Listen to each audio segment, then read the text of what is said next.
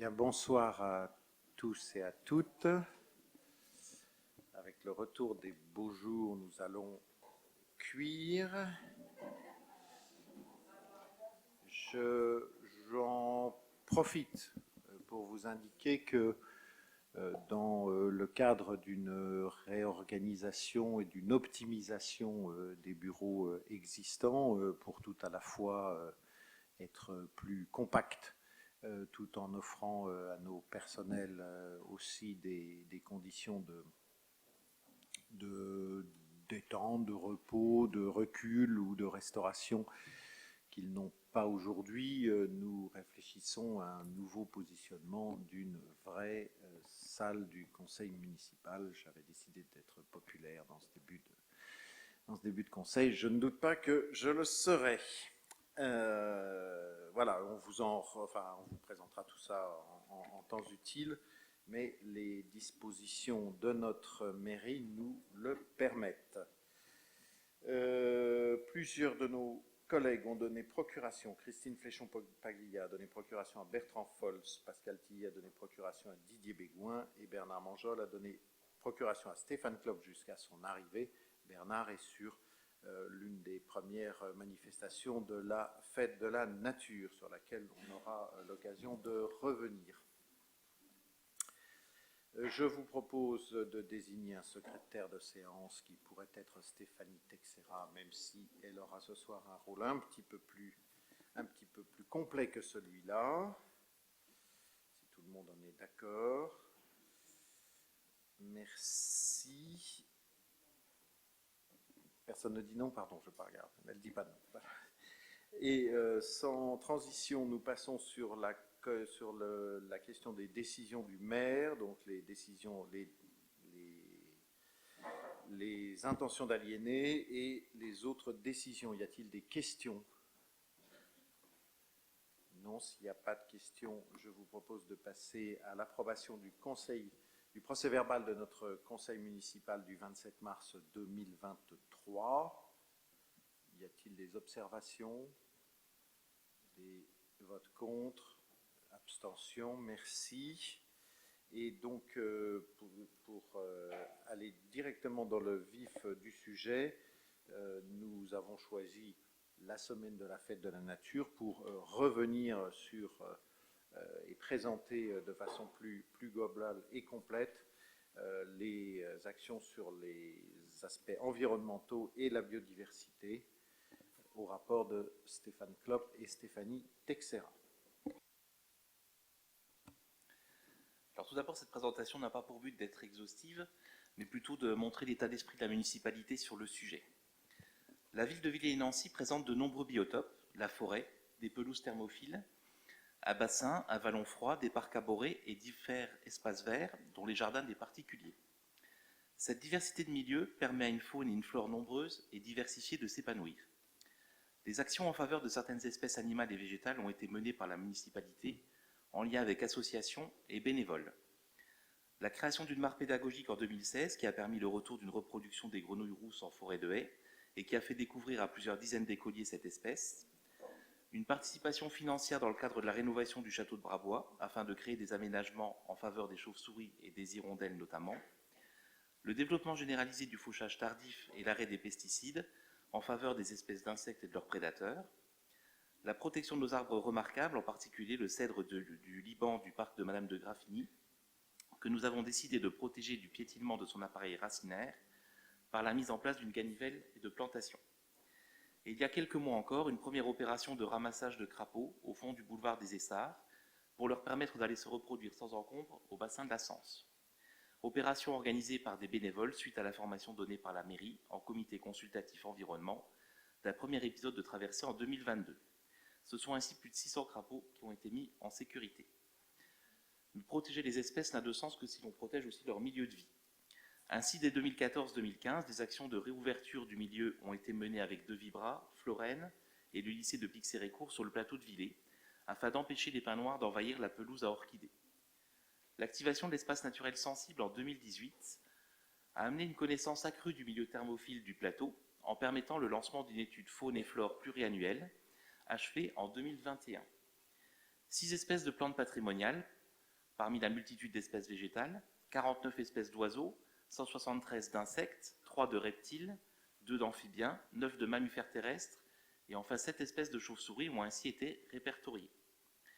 Cette étude menée sur un périmètre élargi aux pelouses du parking du parc de Brabois, de Hardeval et de l'Ermitage a permis également de décider d'étendre la protection espaces naturels sensibles aux 2 dernières. C'est ainsi que s'ajoute la protection des 10 hectares de la pelouse d'Hardeval et des 5,5 hectares de la pelouse de l'Ermitage à celle des 38 hectares du plateau. Cette protection environnementale doit pourtant aussi ne pas empêcher le développement économique. Ainsi, Vandœuvre-les-Nancy et Villers-les-Nancy ont convenu de mettre fin au coefficient d'occupation des sols du technopôle pour pouvoir densifier les constructions tertiaires sur des terrains déjà bâtis. L'entreprise CEFAM a pu doubler sa surface de production en limite de l'espace naturel sensible, ce qui devrait permettre la création de 80 emplois grâce à un dialogue franc et en bonne intelligence mené par la municipalité avec les associations de protection de l'environnement. L'élaboration du PLUI est la prochaine étape du plan de protection de la biodiversité villaroise. Les zones agricoles ou naturelles vont passer de 531 hectares à plus de 606 hectares et les espaces de protection de la nature en zone urbaine vont passer de 29 à 42 hectares. Ce sont 72% du territoire villarois qui seront ainsi préservés de l'urbanisation et cela sera rendu possible notamment par la protection des cœurs d'îlots sur le secteur Place-Huval notamment.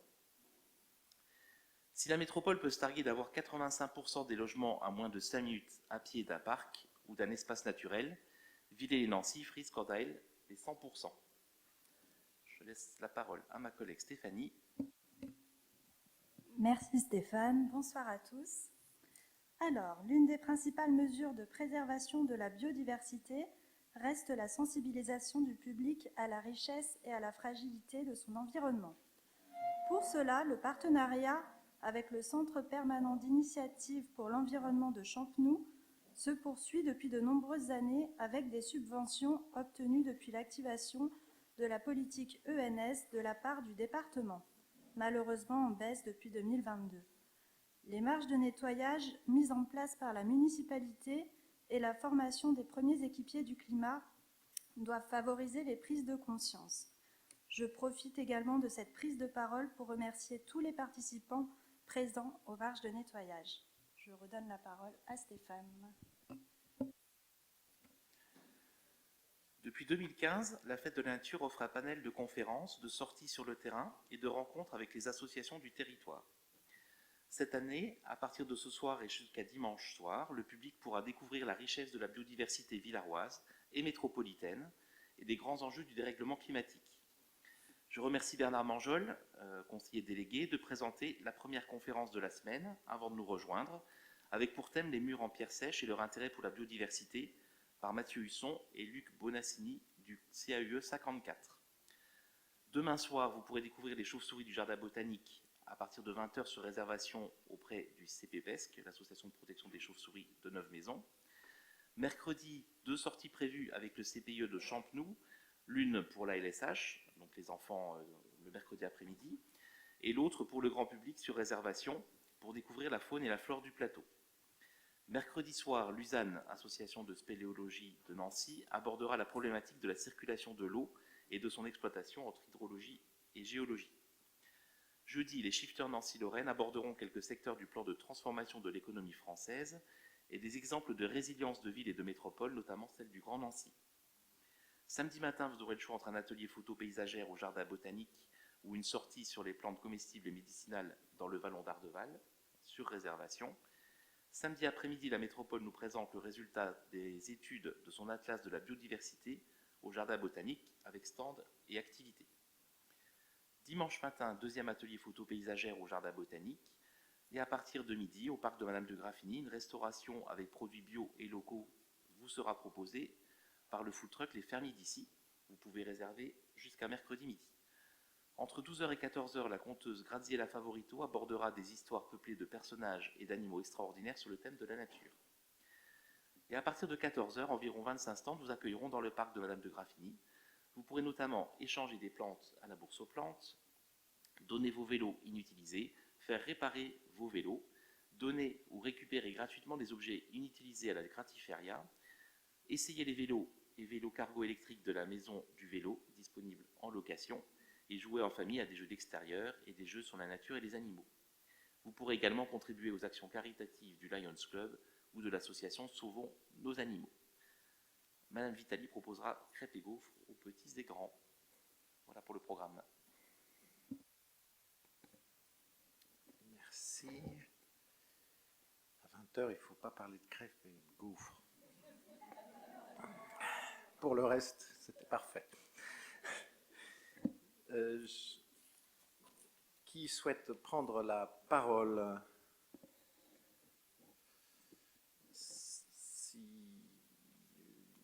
sais pas s'il y a des prises de parole maintenant, ou sinon je compléterai, je n'ai pas de problème. Non? Je voudrais moi insister sur deux ou trois choses en complément ou plus exactement en écho de ce propos. La première, et Stéphanie a bien fait d'insister sur ce sujet, c'est l'information, ou même un terme qui n'est plus trop à la mode, mais l'éducation à l'environnement en général et à la biodiversité en particulier. Pourquoi je vous dis ça? Parce que la biodiversité, c'est populaire. Tout le monde est pour, on se dit oui, il en faut. En général, on trouve le bon argument pour que ce que l'on fait soi-même soit parfait pour la biodiversité, évidemment. Sauf qu'en général, d'une part, on n'a pas toujours la connaissance du caractère essentiel de cette biodiversité pour la vie tout court. Et je pense que si on prenait mieux conscience du caractère fondamental, alors on le sait maintenant sur les abeilles, on le sait sur une série d'espèces naturelles, mais c'est en réalité la totalité d'un écosystème géant qui est en cause et qu'il faut qu'on fasse mieux connaître, d'une part pour son caractère essentiel, comme je l'évoquais, mais d'autre part sur le comment et le pourquoi. Parce qu'en toute honnêteté, quand on se promène et qu'on voit les jardins, d'abord pour ceux qui en ont, quelques autres ont fait des descentes de garage, voilà, et on continue d'ailleurs, et on continue d'essayer de me présenter des permis de construire où l'imperméabilisation des sols est un truc secondaire. Voilà. Donc je pense qu'il y a un progrès à faire dans la connaissance. Parce que derrière, dès lors que la connaissance sera plus grande, la responsabilité viendra avec et la contrainte sera ou moins nécessaire ou mieux acceptée. Donc je pense qu'il est absolument fondamental d'avancer dans ce sens. On voit bien qu'on est à la croisée des chemins, on voit bien aussi, et Stéphane l'a redémontré, et les cartes que vous apercevez le démontrent, qu'il y a sur Villers une responsabilité particulière.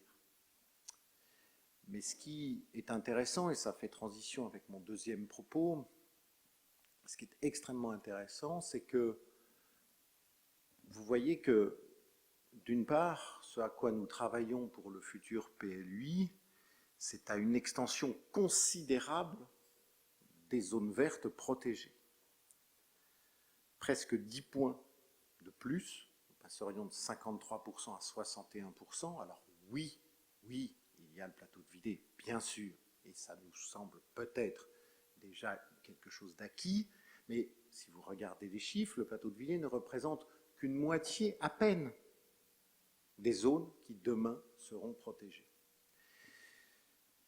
Et ce qui est intéressant aussi, c'est qu'on se rend compte que, au lieu de s'endormir sur les lauriers de la protection justement du plateau de Villers et de la continuité en trame verte et bleue de l'ensemble de la commune avec cette diagonale que vous voyez là et qui est particulièrement parlante et quand même doit nous donner une satisfaction collective la nôtre, mais aussi celle des décennies ou des siècles qui nous ont précédés, essayons de rester modestes.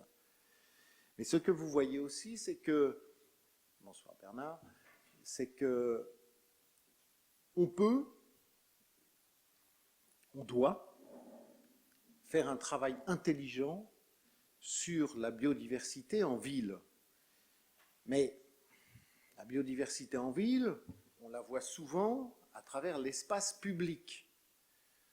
Sauf que ce n'est pas simple.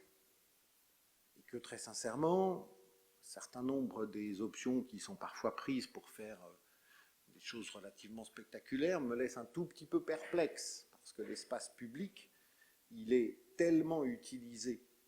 Je ne reviens pas ce soir sur les vélos, les trottinettes, les piétons, les voitures, les bus, etc. Mais vous savez bien ce qu'il en est. Vous savez que le partage de l'espace public est extrêmement complexe et que nous devons avoir un espace public le plus fluide possible pour permettre à tous celles et ceux qui ont besoin de se déplacer de le faire. Mais vous vous rendez compte que nous pouvons aujourd'hui, et nous pourrons demain, dans un PLUI que nous attendons quand même depuis un certain temps, mais nous pourrons demain préserver de la nature en ville sur les espaces privés. Je m'arrête un instant, parce que ceci va provoquer quelques contraintes. J'en suis bien conscient. Mais vous voyez l'intérêt qu'il y a, vous le voyez parce que les bandes que vous apercevez là-haut, elles ne sont pas si négligeables que ça, elles ne sont pas si petites que ça, parce qu'elles englobent un nombre important, relativement important, de propriétés, et qui demain auront un rôle, pourront jouer pleinement leur rôle dans la défense de la biodiversité en ville. Ce sont aujourd'hui des fonds de jardin, ce sont des espaces qui ont tout pour être un jour justement utiles, utilisés, préservés, travaillés, plus que dans le passé.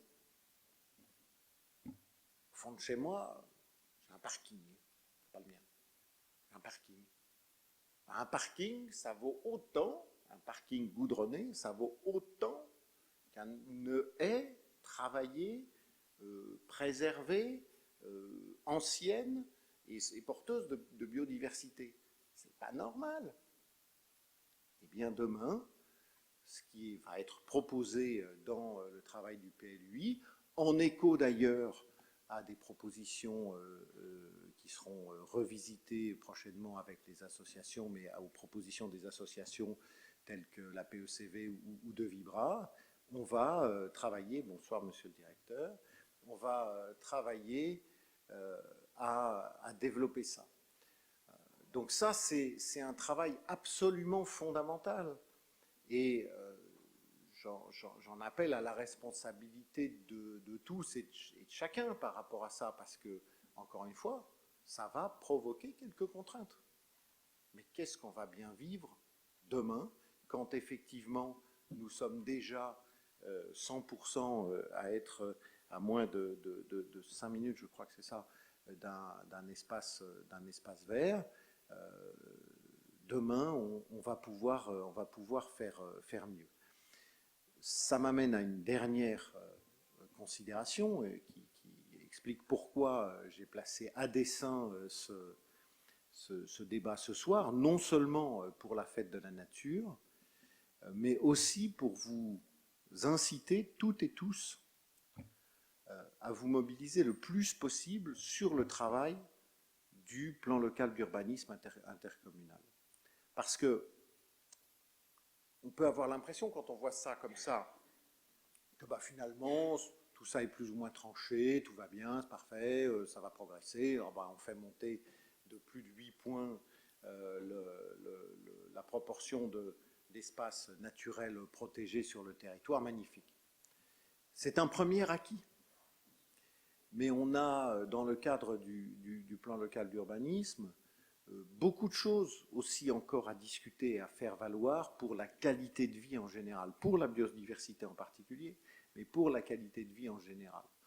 Et j'appelle de mes voeux, je redis avec un petit peu d'impatience, on va dire ça comme ça, qu'une grande discussion puisse s'ouvrir à l'approche de ce PLUI. C'est peut-être, puisqu'on l'a attendu longtemps, prenons encore les quelques semaines qui vont permettre de le nourrir de suggestions, de propositions pour que le vivre ensemble puisse se développer.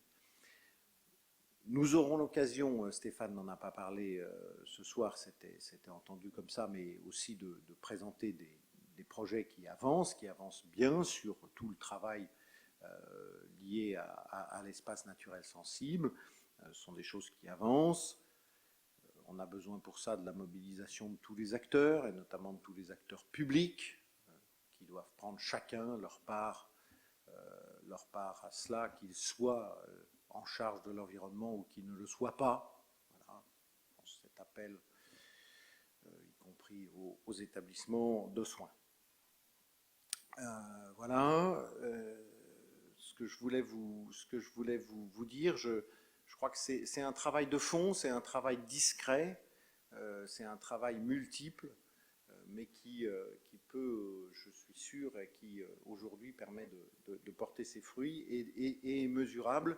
Je vous invite toutes et tous d'ailleurs à la présentation de l'Atlas de la biodiversité, parce que c'est quelque chose qui sera pour nous un repère important. On n'en a pas tant que ça, hein, des travaux de ce genre. Ils ont été très perturbés d'ailleurs par les périodes de confinement qui n'ont pas permis un travail, c'est un travail de fourmi, hein, les atlas de la biodiversité, qui n'ont pas permis tous les relevés qu'on fait habituellement. Donc je pense que ce sera là aussi un temps fort et important de cette semaine de la nature. Voilà ce que je voulais vous dire en introduction, et je vous invite massivement à vous mobiliser autour des différents événements qui ont été rappelés par Stéphane. Cyril Perron.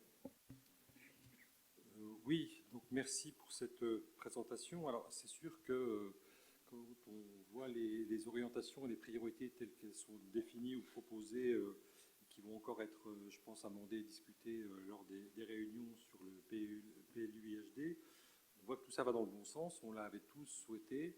En même temps, je souligne plusieurs paradoxes. Le paradoxe, en tout cas, de l'impression d'un certain nombre d'habitants de voir quand même une forme d'urbanisation galopante sur Villers. Alors, je sais bien que les pouvoirs du maire sont limités. Hein. J'ai bien conscience des règles d'urbanisme, et quand un PLU actuel permet un certain nombre de constructions, eh bien, il n'y a pas beaucoup de possibilités de les refuser. En même temps, il y a aussi la question du ZAN, zéro artificialisation nette.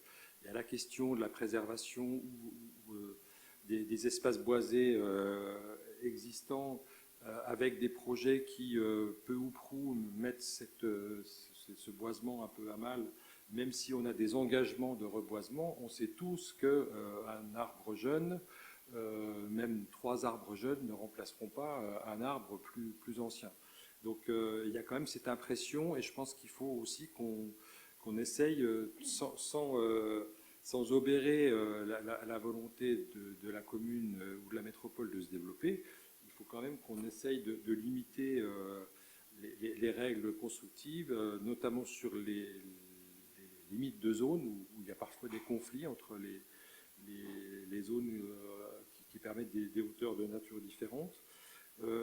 Autre impression que les Villarois peuvent avoir sur l'amélioration de la qualité de vie ou du cadre de vie, c'est aussi la question de la vitesse. On voit bien tout le débat qu'on a déjà eu à plusieurs reprises au conseil municipal, qui a porté ses fruits sur des règles qui sont aujourd'hui établies. Pour être établies, elles ne sont pas forcément acceptées, puisqu'on a tous constaté que ce soit sur Facebook ou sur le terrain, le radar mobile qui justement se déplace parfois de ça et là est largement tagué, et il y a beaucoup d'automobilistes, Villarois ou non Villarois d'ailleurs, qui ne respectent pas, vous souhaiterez ne pas respecter les limitations qui sont aujourd'hui proposées. Donc il y a quand même voilà, ces règles-là qui sont aujourd'hui établies, et peut-être aussi Je ne parle pas des rues limitées à 30 où on roule allègrement à 50, voire plus. Donc il y a aussi le respect des règles qui vont être définies et établies qu'il faudra pouvoir faire accepter le plus facilement possible. Voilà ce que je voulais dire. C'est difficile de prévoir une intervention. On n'avait pas du tout de support. Bon, on avait effectivement les 4 axes de la présentation. Hein. Je me doutais bien qu'on allait fortement faire miroir, écho à la fête de la nature, mais c'est un petit peu compliqué voilà, d'être un petit peu plus exhaustif. Peut-être aussi dans la question de l'environnement et de la préservation de la biodiversité, aussi la question de la production d'énergie. Alors on peut saluer le travail qui est fait, notamment sur Clérieux, avec le développement des projets photovoltaïques. Ça contribue quand même aussi à l'amélioration de la qualité de l'air, hein, parce que si on remplace de la production photovoltaïque, enfin de la production plus classique, y compris avec du fioul, du gaz, etc., par des productions électriques plus vertueuses, ça peut être une amélioration pour la qualité de vie de l'ensemble des Villarois et des métropolitains. Voilà. Après, il y a toutes ces questions de mobilité qui ont été largement qui ont été évoquées aussi dans des précédents conseils. Bon, la voiture électrique n'a pas toutes les vertus, on le sait tous. Ça ne supprime pas les particules des pneus, les particules des freins. Donc la qualité de l'air aussi a encore, à mon avis, dans la préservation de la santé des citoyens, je pense qu'il faut qu'on ait un focus un peu large sur la question des particules qui ne se limite pas au moteur à combustion interne. Voilà, un petit peu comme ça, au pied levé, ce que moi je pouvais dire. Je ne sais pas si d'autres collègues ont des choses à ajouter. Merci. Merci. Sur le sujet de l'organisation et de l'information, avec un petit peu de malice, mais gentil, je vous indiquerai que nous ne procédons pas comme au conseil de métropole où le président de la métropole, pendant une bonne vingtaine de minutes, fait de façon relativement libre et sans débat ouvert des points d'actualité. Ça aurait pu en être un, ce n'est pas notre pratique. Je propose que chacun essaye de progresser. Votre paradoxe est un peu paradoxal. Votre paradoxe est un peu paradoxal parce que aussi bien le travail que nous faisons de protection d'un plus grand nombre d'espaces que les lois récemment votées prévoyant à terme un zéro artificialisation nette nous appellent à une chose qui est d'être capable de construire, car il faut pouvoir construire, mais dans un espace plus restreint. Quand on n'est pas prêt à voir s'installer à près de 100 mètres de chez soi une construction, je pense qu'on n'est pas dans la modernité. Je vais faire un peu de détails, rassurez-vous, je ne vais pas commencer, je n'arrive pas avec le Caterpillar. Pourquoi ? Parce qu'il y a quelques vérités qu'il faut être capable aussi de rappeler.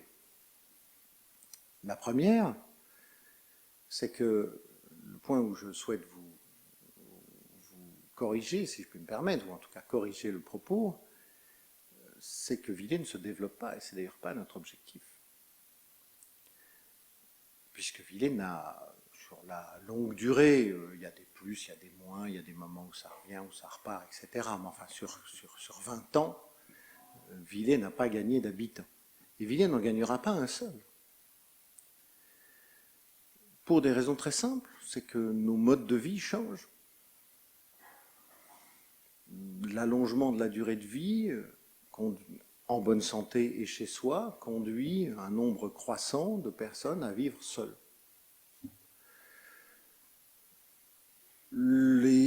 l'évolution des standards de vie fait que aujourd'hui on gagne pour notre bien-être des mètres carrés, y compris quand notre mode de vie est, je dirais, à l'ancienne.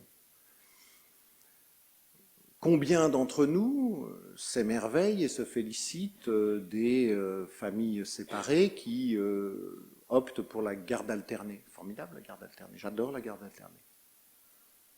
Mais ça fait 2 habitations. Ouais. Et donc, à partir de là, c'est seulement s'il faut aujourd'hui travailler, et je vais y venir, travailler avec beaucoup de circonspection, de prudence, d'exigence, de fermeté, voire de témérité, pour permettre la construction, c'est pour permettre ça. C'est pas pour garder de la DGF parce qu'on aura 200 habitants de moins, de plus, on s'en fiche, c'est pas ça la question. La question, c'est la vie des gens. Et si derrière, nous perdons à un moment donné des habitants, il n'y a pas mort d'homme pour ceux qui restent. Et ceux qui partent, ils sont où? Ils seront où? Ils viendront comment? Les mêmes seront partis, et on dira, il y a des bagnoles partout. Ah oui, ils viendront d'ailleurs. Puis après, on se versera des larmes de crocodile quand les difficultés sur le prix des transports, sur la taxe sur les carburants, conduiront à de la colère. C'est à ça que j'appelle aussi.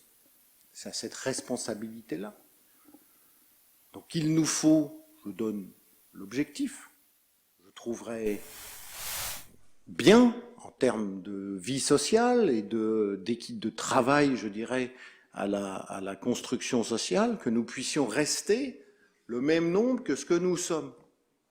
Pas la folie, hein. Pour ça, il nous faut trouver, et dans le même temps, comme il nous faut développer, nous développons les espaces qui sont définitivement protégés, il faut être capable de travailler intelligemment, c'est le intelligemment qui va faire la deuxième partie du propos, il nous faut travailler intelligemment sur comment on est capable de faire quand même à peu près ce que nos prédécesseurs ont fait. Parce que quand on regarde Villers, il y a eu un paquet d'endroits où il n'y avait rien, et puis après, il y avait quelque chose. Mais avoir quelque chose, c'est pas avoir n'importe quoi. C'est pas avoir n'importe quoi. Et effectivement, je vous remercie d'avoir rappelé que nous avons des règles d'urbanisme et que dans l'application des règles d'urbanisme, et c'est pour ça qu'il faut être extrêmement fort et ferme sur le PLUI, parce qu'après, quand on applique ces règles d'urbanisme, on applique du droit. Et on ne peut pas dire « j'aime ou j'aime pas ». Pour autant, c'est ce que je commence à faire. Je vais y revenir aussi. Et on ne peut pas dire « j'aime ou j'aime pas ». Il y a un droit et il s'applique aux mauvais projets comme aux bons projets. Néanmoins, justement, bien sûr que c'est un exercice difficile, et bien sûr que ça n'est pas facile de dire à un moment donné, il n'y avait rien, il y a quelque chose.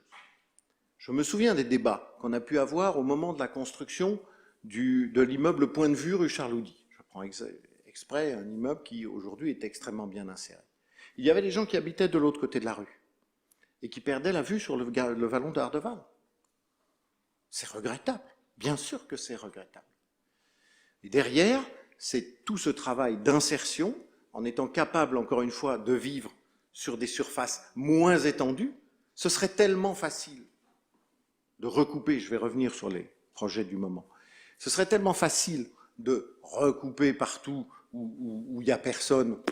Formidable, on s'installerait, on ferait de la maison individuelle, ce serait magnifique. C'est exactement ce que nous avons choisi de ne pas faire. Mais il faut aussi d'un engagement qui est celui du conseil d'administration de la CAF, des administrateurs de la CAF. Petit clin d'œil à mon voisin de droite,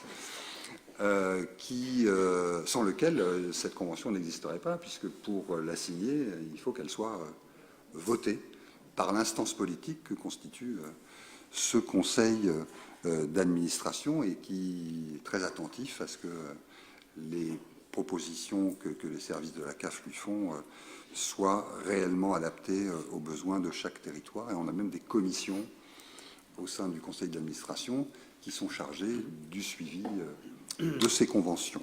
Voilà, je laisse la parole à Frédéric. Merci. Bonsoir. Alors, préciser que les 2% restants ne sont pas sur le territoire de la métropole, simplement. Les 20 communes de la métropole sont donc couvertes par une convention territoriale globale. La particularité de cette convention, c'est que c'est bien une convention politique, comme M. Allouche vient de vous l'expliquer. On est passé d'un dispositif qui était un dispositif qui s'appelait le contrat enfance-jeunesse, vous en avez sûrement entendu parler en conseil municipal, donc qui visait à développer les politiques petite enfance, et puis également les politiques jeunesse. La CNAF, la Caisse nationale, a voulu donc aller plus loin dans les politiques. Et donc, ce sont 6 politiques qui peuvent être retenues dans le cadre des conventions territoriales globales. C'est le cas à Villers-lès-Nancy. Les 6 politiques ont été retenues, 3 au minimum sur d'autres communes, puisque aucune commune n'avait l'obligation d'aller dans ces 6 politiques. Villers-lès-Nancy a eu cette volonté. La première politique, c'est la politique petite enfance. La particularité, si on peut passer au slide suivant, s'il vous plaît. Je n'ai pas de clic. Parce qu'on ne voit pas. Merci. Je vous laisserai regarder les chiffres un peu plus tard et je peux m'y arrêter. Si vous le souhaitez, vous pouvez m'arrêter sans aucun problème. Je peux tenter de répondre à vos questions. Première politique, c'est la politique petite enfance. La politique petite enfance au niveau national, un des objectifs, c'est le maintien de l'offre existante. C'est déjà le premier objectif, maintenir ce qui existe. Ce n'est pas forcément très simple. On sait par exemple que les assistantes maternelles deviennent rares à certains endroits ou sont difficiles à renouveler. Donc maintenir des places d'offre d'accueil de la petite enfance, c'est déjà un objectif en soi. On a eu la possibilité, donc avec Villers, de développer des places. Et cette année, 2023, verra logiquement 5 places nouvelles ouvrir sur la Sapinière. Non, sur Martine Marchand, la même structure, avec 2 lieux. Mais donc, plus 5 places, c'est déjà du développement. Pouvoir développer, c'était déjà quelque chose qui était dans la tête de mes équipes, et puis bien entendu de l'équipe municipale, mais comment le faire, où le faire. Voilà, la signature de la Convention territoriale globale le permet concrètement, avec des aides financières, puisque 80 000 euros d'aide à l'investissement vont pouvoir permettre de faire les travaux nécessaires à la construction, à l'augmentation donc de cette capacité d'accueil. On a des financements qui viennent s'accompagnent également, qui se maintiennent. C'est pas parce qu'on signe une convention territoriale globale qu'on balaye ceux qui existaient. On les maintient et on incite finalement au développement en offrant ce qu'on appelle des bonus territoires. Donc vous aurez en détail sur la colonne de droite, et je ne vais pas les reprendre les uns après les autres. Un travail au niveau de l'accueil collectif a été mené également autour de la qualité de l'accueil. Une volonté de travail sur la qualité de l'accueil, et notamment dans l'accueil des enfants porteurs de handicap, avec des projets pédagogiques très intéressants. Et à ce titre-là, effectivement, là c'est la Sapinière, qui a plutôt cette particularité-là, qui effectivement travaille au quotidien à l'accueil de ces enfants porteurs de handicap, et pouvoir les accueillir le mieux possible, avec des personnels qui sont formés, avec des parents qui sont rassurés de pouvoir laisser leurs enfants ici. Donc ce développement de la qualité a vraiment toute son importance. On a pu créer un relais petite enfance, donc le RPE, dont notre animatrice de EBS parlait. On parle beaucoup en acronyme. Donc là, un relais petite enfance, c'était effectivement la transformation d'un relais assistante maternelle, d'un RAM, en relais petite enfance, et qui va pouvoir permettre de développer l'offre auprès des parents, mais également d'être un lieu ressource pour les assistantes maternelles. Alors quand on parle de maintenir les assistantes maternelles dans leur métier, on sait que ça fait partie de ce qui va pouvoir leur permettre de les rassurer et de rester dans leur fonction. Une mission particulière pour le RPE de Villers-lès-Nancy, qui est donc le guichet unique, c'est-à-dire que c'est le seul unique lieu pour lequel les familles villaroises vont pouvoir avoir des informations concernant les modes de garde de la petite enfance sur la municipalité. C'est quand même un service relativement intéressant pour des familles qui parfois sont sur d'autres territoires, vont aller se renseigner à différents endroits.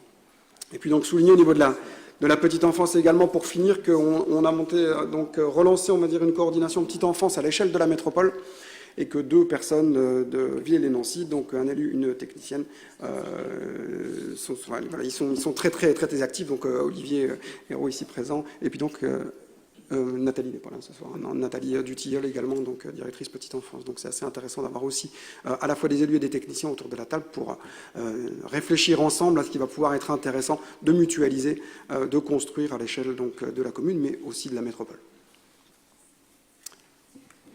Donc l'animation de la vie sociale, je ne vais pas m'éterniser sur l'espace de vie sociale qui vous a très bien été présenté juste avant. Je peux juste laisser la parole à M. Alouche concernant le centre social Jolibois. L'animation de la vie sociale regroupe en fait les structures que sont les centres sociaux et les espaces de vie sociale.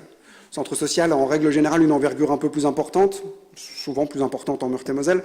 L'espace de vie sociale va pouvoir permettre de lancer une dynamique d'animation locale, d'animation territoriale, avec l'ensemble des actions qui vous a été présentées par Charlotte tout à l'heure. Oui, alors vous avez la chance aussi d'avoir sur votre territoire et en coopération avec la ville de Nancy un centre social. Il n'y en a pas beaucoup dans notre département. Je le dis tout de suite, il n'y en a pas assez. Je ne rate pas une occasion de le dire. Mais vous en avez un. Et vous pouvez compter sur nous pour le garder et le maintenir et le développer. Je dis qu'il n'y en a pas beaucoup. 730 000 habitants en Meurthe-et-Moselle à peu près. 10 centres sociaux. Il y en a 12 maintenant. Mais il y a quelques années, il y en avait 10.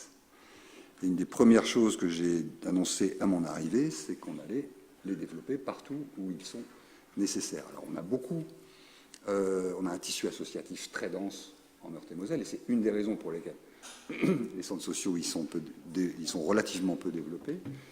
Mais la moyenne nationale et même régionale, c'est un centre social au moins pour 30 000 habitants. Vous voyez ? Donc il nous en manque une bonne dizaine. Donc ça, c'est un des axes forts de la politique de la CAF, c'est de développer les espaces de vie sociale, de créer les centres sociaux là où ils sont nécessaires et où ils manquent, éventuellement par transformation d'espaces de vie sociale. C'est ce qu'on a commencé à faire sur certains territoires, c'est ce qu'on va continuer à faire sur d'autres territoires. Ça, c'est un point très important. L'autre point, c'est pour ça que Frédéric m'a passé le flambeau, et je vais lui rendre très vite, c'est que ce centre social de Jolibois, il a une particularité, c'est qu'historiquement, il est géré par la CAF. Comme 2 autres centres sociaux l'étaient. Il est toujours, c'est la Clairière, à Nancy. Le 3e, c'est le centre social de Longwy. Et il se trouve que ça fait 20 ans que les CAF se sont engagés dans un processus de transfert de gestion des centres sociaux, tout simplement parce que, historiquement, les CAF ont été, je dirais, évidemment, à la pointe de la création d'un certain nombre de services en gestion directe, mais elles ont assez vite passé la main, parce que ce n'est pas notre métier, tout simplement, de gérer des services de proximité ou des équipements. Notre métier, c'est de vous aider à répondre aux besoins et à développer ces services avec vous sur les territoires. Donc on parlait de paradoxe tout à l'heure. C'est un paradoxe qu'on a à gérer, c'est qu'à la fois on a une politique de développement et en même temps on met en place ces transferts de gestion, mais on les met en place avec un principe de base qui est celui de la continuité et de la pérennité. Et donc on fait en sorte que les centres sociaux gérés par la CAF, dont la gestion est transférée, donc c'est en cours pour Jolibois, avec l'Office d'hygiène sociale de Lorraine, qui gère déjà d'ailleurs un centre social, qui gérait déjà un centre social toujours dans l'agglomération, donc à Beauregard, et puis donc auquel on a confié la gestion du centre social de Longwy, et auquel on est en train de confier la gestion du centre social de Jolibois. Et j'étais venu d'ailleurs rencontrer François Werner à ce sujet pour à la fois le rassurer et voir comment on pourrait, et d'ailleurs à travers la Convention territoriale globale, on aura, le moment venu, à mettre en place des financements spécifiques, puisque comme ce sont des centres sociaux gérés par la CAF, à partir du moment où on transfère la gestion, jusque-là, on verse ce qu'on appelle une subvention d'équilibre. Cette subvention d'équilibre, évidemment, on ne pourra plus la verser, et on fera en sorte que la continuité du financement soit assurée, sans évidemment que ça ne coûte un centime, bien évidemment, à la commune, que ce soit Villers, d'ailleurs, j'étais aussi allé rencontrer Mathieu Klein à ce sujet, Nancy, mais la CTG donc, va nous permettre d'assurer cette continuité. Voilà. J'étais un peu long là-dessus, mais si vous entendez parler du centre social de Jolibois et du transfert de gestion, vous saurez pourquoi, pour quelles raisons on met en place ce transfert et surtout comment on fait en sorte qu'il soit garanti et qu'il permette un fonctionnement du centre qui répond, comme vous le savez, à Frédéric, on a été le directeur, à une population très nombreuse et qui bénéficie de ces services. Merci. Donc, la politique suivante est donc la politique parentalité, alors le soutien à la fonction parentale. Il était déjà question de cette politique bien avant la signature de cette CTG avec les équipes de Villers-et-Nancy, les équipes de la Caisse d'allocation familiale, celle du Conseil départemental et le tissu associatif local. Une opportunité s'est ouverte fin d'année 2021. Lorsque le lieu d'accueil par-enfant ou enfant-parent qui était présent sur le quartier Aussonville a fermé ses portes, l'opportunité donc a été créée en réunissant l'ensemble des partenaires qui étaient concernés, dont Villers-et-Nancy, qui était déjà partenaire, de travailler sur un nouveau projet. Nouveau projet parce que le projet qui s'est éteint pour diverses raisons, avait toute sa pertinence et surtout une pertinence à se développer. Il a été question donc de travailler à l'échelle territoriale, tout comme la CTG et toutes les politiques de la CTG. Mais là, on a effectivement voulu essayer d'imaginer un projet différent en ciblant des besoins ou en ayant ciblé des besoins dans le cadre du diagnostic de cette convention territoriale globale et effectivement montrant des besoins sur Villers-Bas qui allaient pouvoir être couverts avec la reprise de ce projet, mais également d'aller vers Clerlieu et donc avec un projet itinérant. Charlotte en a parlé tout à l'heure, donc effectivement un partenariat avec l'EVS, donc il y a encore plus de cohérence puisqu'on a créé un espace de vie sociale mais qui lui aussi est associé au fonctionnement du lieu d'accueil enfants-parents. Et donc c'est un projet qui est un projet partenarial puisqu'il est aussi co-animé avec l'équipe du centre social Jolibois. Une ludothèque qui a une dynamique reprise depuis maintenant quelques années, qui a été remise en place sur le Placieux et qui aujourd'hui apporte une réponse supplémentaire sur Villers-Bas, aux familles de Villers-Bas, bien entendu à toutes les familles, mais bon, il faut pouvoir y venir. C'est beaucoup plus ciblé sur ce territoire-là, enfin, avec la proximité. Lorsqu'on se déplace avec des enfants en bas âge ou lorsqu'on est assistante maternelle, on a la possibilité donc voilà de se déplacer sur ce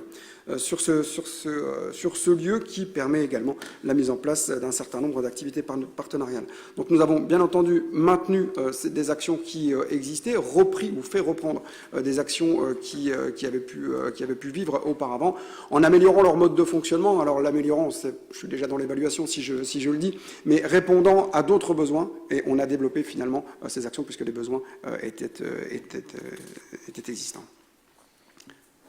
Sur la politique enfance-jeunesse, oui. Donc des accueils de loisirs sans hébergement qui existent, qui sont à la fois communaux et associatifs. Donc les deux types d'accueil existent. On a eu la possibilité avec la Convention territoriale globale de faire remonter un petit peu le taux de financement de pour certaines structures qui, grâce au nouveau texte, permettait d'arriver à une aide plancher qui, pour 4 des accueils sur 5 existants, n'étaient pas atteints. Donc on ne dit pas qu'on sécurise l'ensemble du fonctionnement des accueils de loisirs de mineurs, mais pour autant on vient conforter le mode de fonctionnement et pouvoir, quand je disais tout à l'heure, maintenir l'existence et aussi pouvoir donner les moyens à des structures de pouvoir vivre et pour pouvoir se maintenir et maintenir un service. On a parlé également tout à l'heure, Charlotte a parlé également tout à l'heure de chantiers loisirs jeunes. Les chantiers loisirs jeunes, ça s'inscrit dans une politique en direction des pré-ados et des ados. Le principe est simple, il n'y a pas de versement d'argent aux jeunes, c'est pas légal. Donc les jeunes vont pouvoir s'investir dans un certain nombre de travaux, dans un projet qui prévoit des travaux et une contrepartie de loisirs.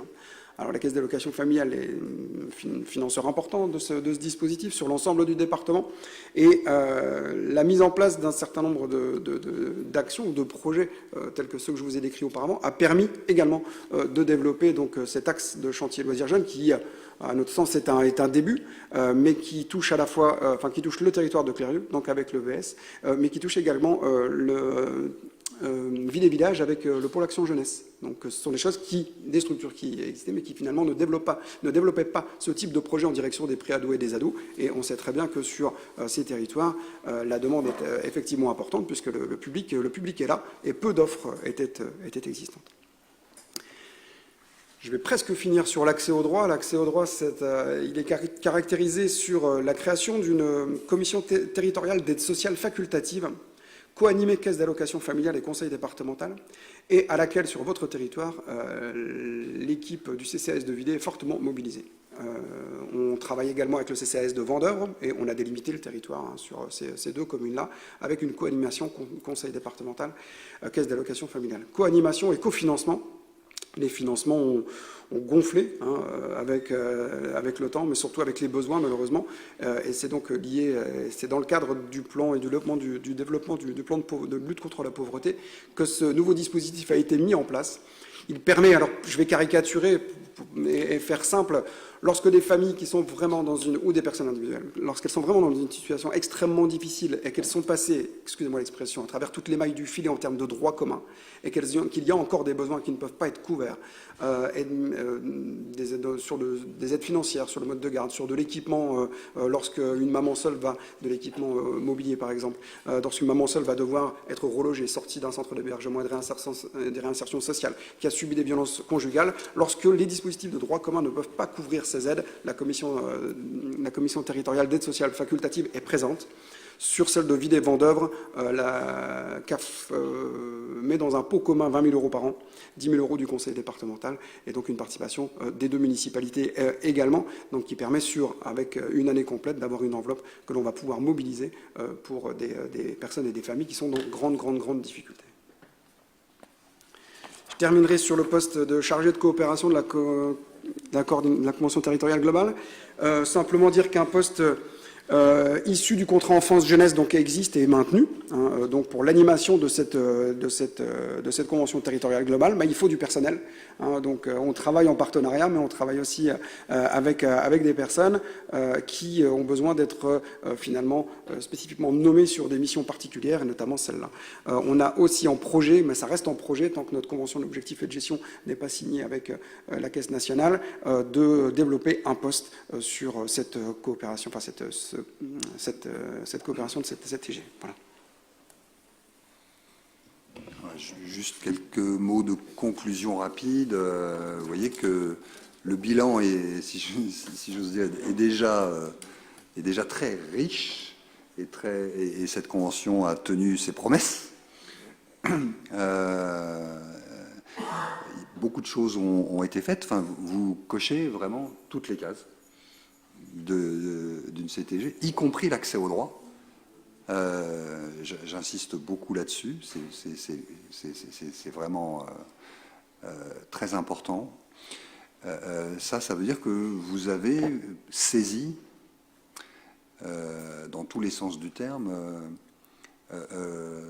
l'intérêt d'une convention comme celle-ci au service donc de votre population et de votre politique.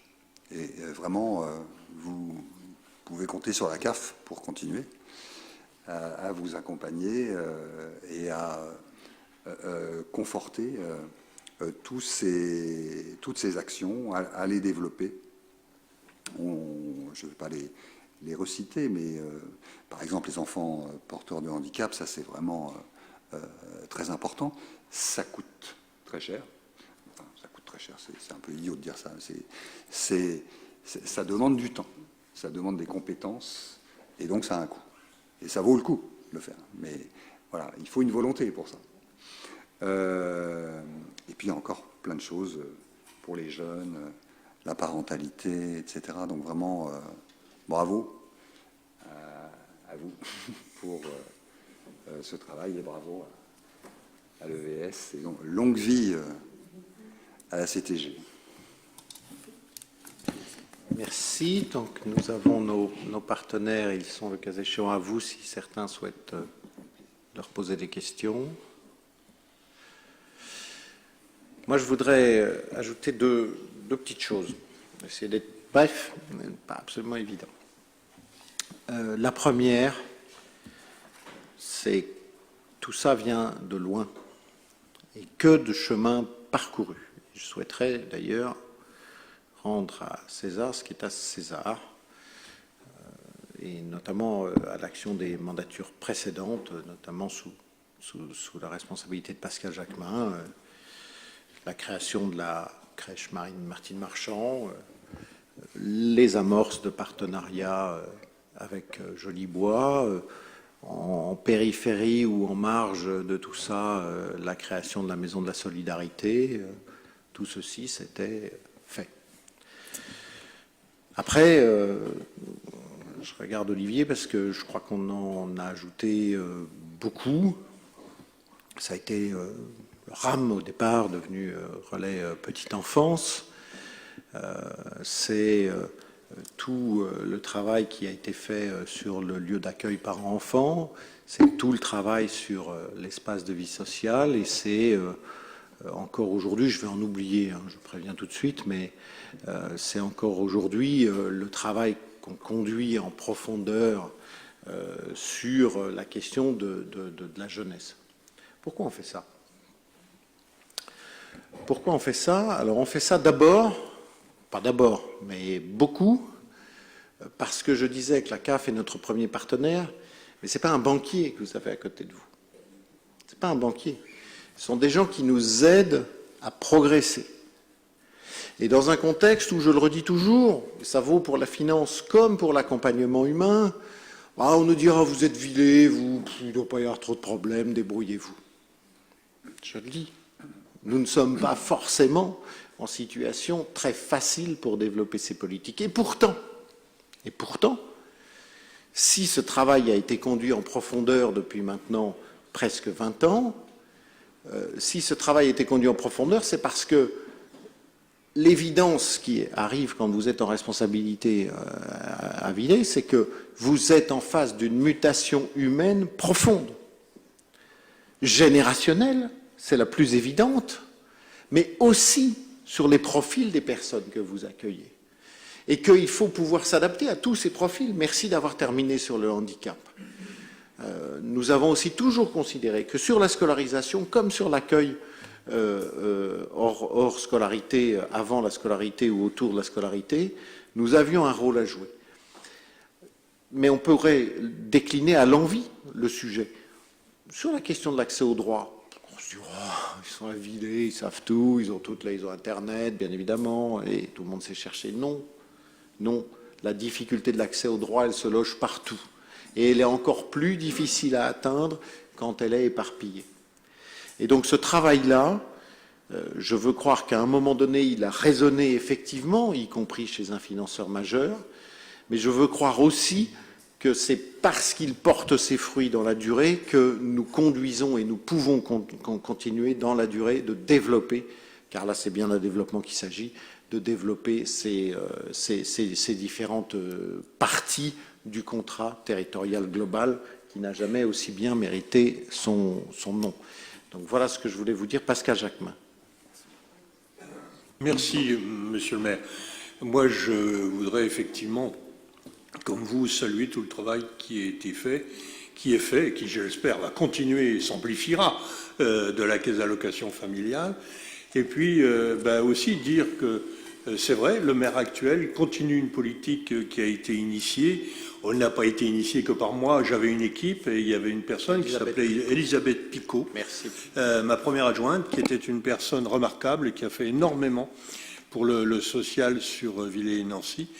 Et je poserai simplement une question parce que ça s'est pas uniquement fait dans la facilité, vous vous en doutez, quand on a créé cette maison de la solidarité, on nous a dit qu'effectivement, il y avait peu de cas sur Villers et Nancy, mais il y en avait quand même. Il y en avait 300 à l'époque de familles concernées.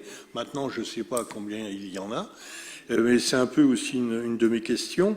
Et c'est vrai que on était, disons, on avait voulu créer cette maison de la solidarité et on aurait bien voulu la mettre sur Nancy à l'époque et ça nous a été refusé.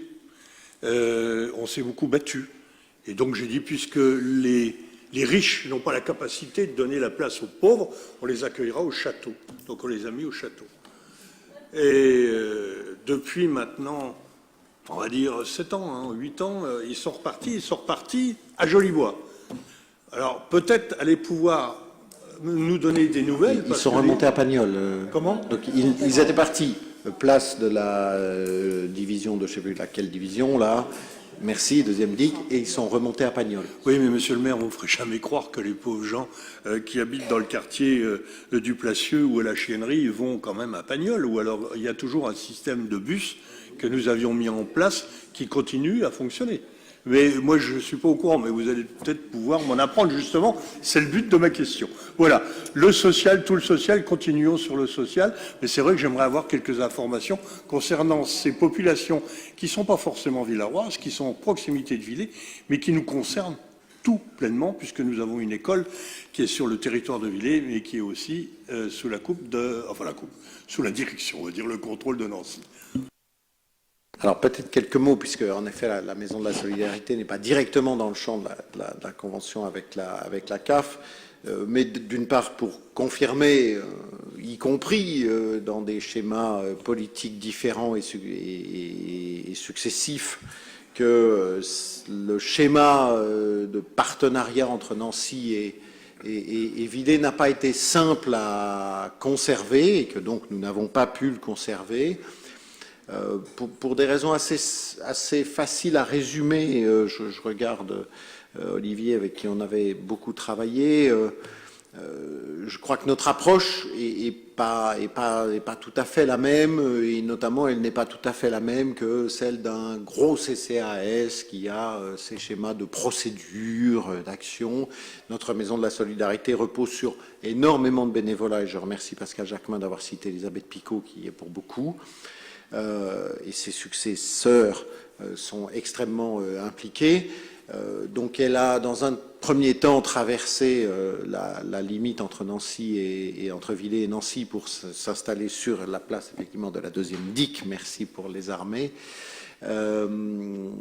Mais dans un schéma qui n'a pas forcément prospéré par rapport à la nature de l'accompagnement que nous souhaitions faire, et en particulier que les militants associatifs souhaitaient conserver et développer.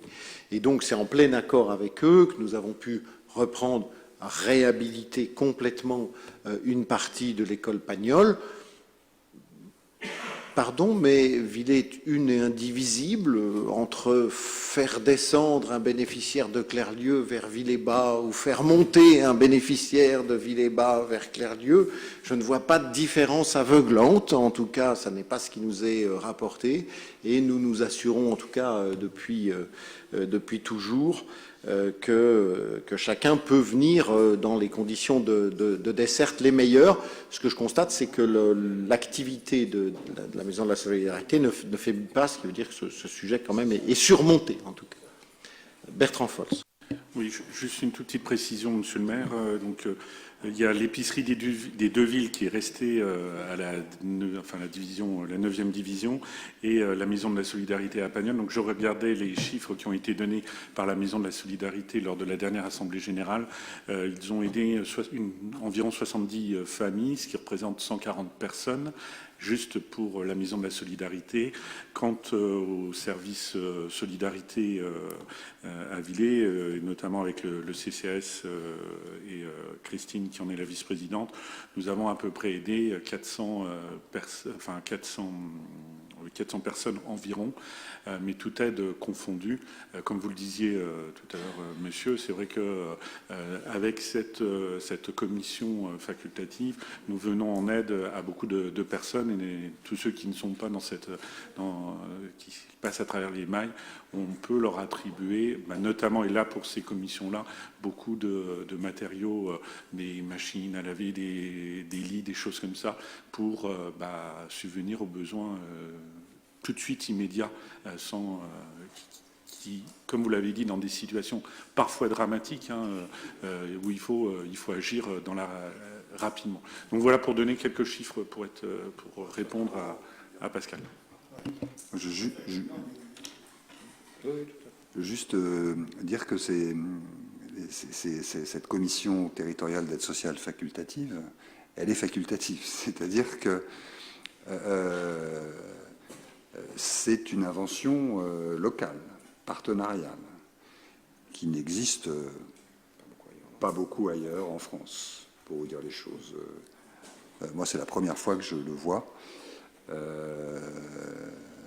J'ai travaillé dans d'autres départements, dans d'autres régions, et je n'ai jamais vu ce niveau d'intégration et de partenariat. Ça, c'est la première chose que je voulais dire. Après, c'est facultatif aussi, parce que on le développe sur les territoires où il y a une volonté politique pour le faire. Donc, s'il y a une commission territoriale d'aide sociale facultative à vider, c'est parce que la municipalité a souhaité le faire, sinon il n'y en aurait pas. Il n'y en a pas sur tous les... Alors, il y en a sur tout le département, mais toutes les communes ne sont pas adhérentes. Et puis le dernier point, alors je ne veux surtout pas me mêler de politique, parce que je sortirais du rôle de neutralité de la CAF. On fait de la politique, nous, mais au sens où on développe des politiques. Et on a une instance politique qui est le conseil d'administration, qui est composé d'ailleurs comme votre conseil municipal, de tendances, je dirais, différentes et complémentaires, mais on est au service, comme vous, de politique, mais je dirais l'instance politique que vous représentez, vous êtes la seule à tenir ce rôle, et je me garderai bien de m'en mêler. En revanche, ça pose une question, ça m'évoque la question suivante, c'est celle de l'intercommunalité. Alors, c'est vrai que la Convention territoriale globale est un outil qui permet de faire de l'intercommunalité. Mais là où c'est possible, et sur une métropole comme celle du Grand Nancy, je ne dis pas que c'est impossible, peut-être que ça se fera un jour, mais vous comprenez bien que ce n'est pas simple. Mais pour plein de raisons, qui ne sont pas uniquement politiques d'ailleurs, et principalement pas, je crois, politiques, c'est que ce serait très complexe. Tout simplement parce qu'il faut une volonté politique incarnée à un moment donné, et les politiques que la CAF développe, en général, ne font pas partie des compétences des intercommunalités. Donc là, on a une difficulté, je dirais, à la fois politique et technique, qui fait que quand on peut, et ça nous arrive de le faire, on fait du sur-mesure. Alors ça se fait plus en territoire rural qu'en territoire urbain. Et en territoire urbain, ça peut se faire sur des intercommunalités, on va dire, infra-EPCI. Mais en tout cas, nous, on est ouverts sur cette question. Mais l'essentiel pour nous, c'est de développer, encore une fois, des services. Et ça, on arrive à le faire très bien avec vous et aussi avec Nancy. D'ailleurs, je me permets de le dire au passage. Merci. Deux, trois éléments en complément ou en réponse. D'une part, notre épicerie, comme l'a rappelé Bertrand, est toujours commune et toujours place du deuxième DIC. En effet, c'est la maison de la solidarité qui, en accompagnement des personnes en difficulté, qui est montée. J'en profite pour indiquer que je ne voulais pas me risquer, donc j'ai vérifié la chose. Notre minibus fonctionne toujours pour véhiculer les bénéficiaires qui sont plus éloignés. Je voudrais répondre sur l'intercommunalité, parce que ma position sur ce point est assez claire. J'aime l'intercommunalité. Notre commission est intercommunale. Elle est intercommunale. Elle n'est pas métropolitaine. Et je ne le souhaite en aucun cas. Je ne le souhaite en aucun cas pour des raisons très simples, qui ne sont absolument pas politiques, ou en tout cas qui sont politiques au sens large. C'est que ce que l'on constate tous les jours, c'est que les politiques que nous évoquons aujourd'hui, elles nécessitent un travail de proximité et de dentelle. Et qu'elles ne gagnent pas, elles peuvent gagner dans des territoires très ruraux où la question c'est d'avoir l'action en question ou de ne pas l'avoir parce qu'on n'en a réellement pas les moyens, mais elles ne gagnent absolument pas à grossir. Il y a un produit que j'aime beaucoup qui s'appelle la bière. La bière, ça ne gagne pas à être produit plus massivement. La bière massivement produite ne gagne qu'à avoir à un moment donné une marque, mais elle est toujours moins bonne. Eh bien, l'action familiale, c'est la même chose.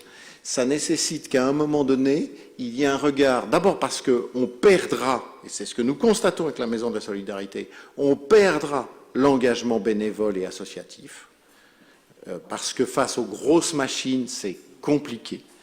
La deuxième raison, c'est que nous serons les oubliés. Je vous le dis tout de suite, nous serons les oubliés, alors que là, nous souhaitons rester en tête de gondole. En revanche, quand on a des schémas d'approche communs, parce qu'on a des problématiques communes, parce qu'on a des populations plus en commun qu'on ne le croit entre Vendeuvre et Villers, à ce moment-là, on le fait. Et donc, je serai toujours et définitivement hostile à un CCAS intercommunal, un CCAS métropolitain. Là, c'était à la mode chez quelques-uns il y a quelques années. Jamais, en tout cas, nous ne serons jamais de ce côté-là, je le dis très clairement. En revanche, quand on peut travailler avec des communes voisines sur des problématiques identifiées et parce qu'elles ont la spécificité de ce morceau de territoire, oui, on le fera. Parce que bien sûr, après, pour coordonner, pour animer toutes les fonctions support, c'est évidemment un bénéfice. Mais on se rend compte, quand je vois la difficulté, j'ai fait toutes les réunions sur la question de la Maison de la Solidarité à l'époque, quand on voit les très grandes difficultés que ça a représentées, par pitié, pour une politique parmi d'autres, je ne mettrai jamais les 5 autres qui viennent d'être évoqués là en commun avec 20 communes qui n'ont pas les mêmes préoccupations que nous.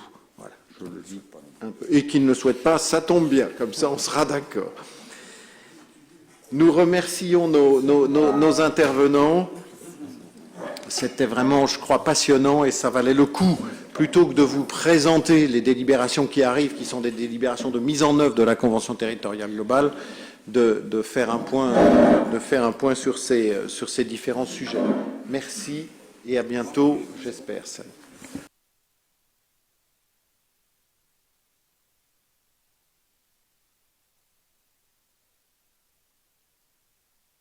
Gardons Olivier Hérault parce qu'il faut qu'il travaille un petit peu sur précisément la question de la coopération et du chargé de coopération.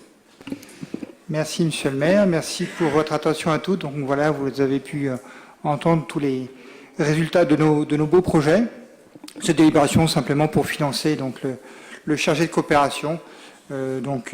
Après avis de la commission compétente, il est demandé au conseil municipal d'approuver la convention d'objectifs et de financement avec la caisse d'allocation familiale de Meurthe-et-Moselle relative au pilotage du projet de territoire et au soutien du poste de chargé de coopération de la CTG. Merci. Comme vous l'avez compris dans l'exposé, y compris celui de nos partenaires de la CAF, le but est de renforcer dans les mois et années qui viennent cette coordination. Des remarques, des objections? Je le mets aux voix. Qui est contre? Qui s'abstient? Merci. Au rapport d'Olivier Hérault, le fonds public pour l'aide au fonctionnement des ludothèques. Merci. On est dans la même lignée par rapport à la présentation qui vous a été faite précédemment. Là aussi, donc, dans l'axe ludothèque, il est possible pour nous, au travers de la convention d'objectifs, de financer une partie du fonctionnement de la ludothèque.